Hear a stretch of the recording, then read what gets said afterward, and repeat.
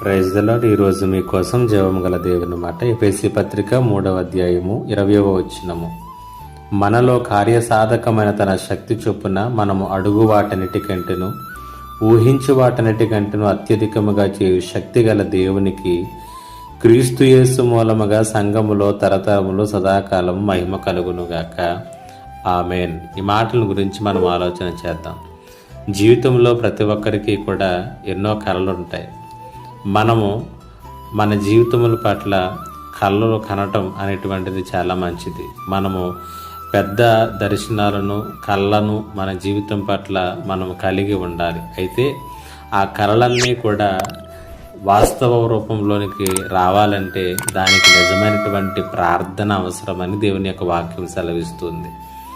పౌలు అంటూ ఉన్నాడు, మనలో కార్యసాధకమైనటువంటి తన శక్తి చొప్పున మనం అడుగు వాటన్నిటికంటేను ఊహించు వాటన్నిటికంటేను అత్యధికముగా మన జీవితాల్లో దేవుడు చేయగలడు అంటూ ఉన్నాడు. కాబట్టి మనలో కార్యాలను సాధించుకునేటటువంటి శక్తి మేరకు మాత్రమే ఆ పెద్ద కళలన్నింటినీ కూడా మనం నెరవేర్చుకోగలం.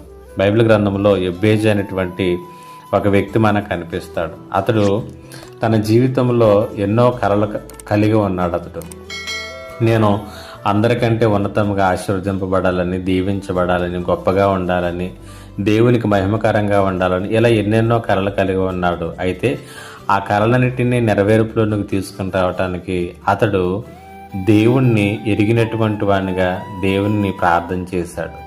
అతడు దేవుణ్ణి అడిగాడు, నన్ను ఆశీర్వదించని ప్రార్థన చేశాడు.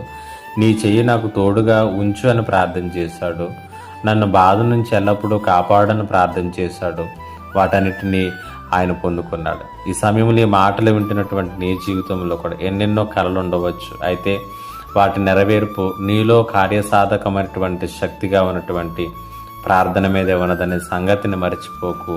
కాబట్టి మోకాళ్ళ అనుభవంలోనికి వెళ్ళి ప్రతిదాని కొరకు ప్రార్థించు, ప్రతిదీ పొందుకో. దేవుడి మాటల చేత మీ ఆత్మీయ జీవితాలను బలపరచునుగాక.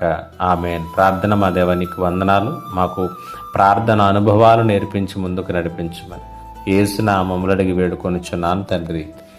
ఆమెన్.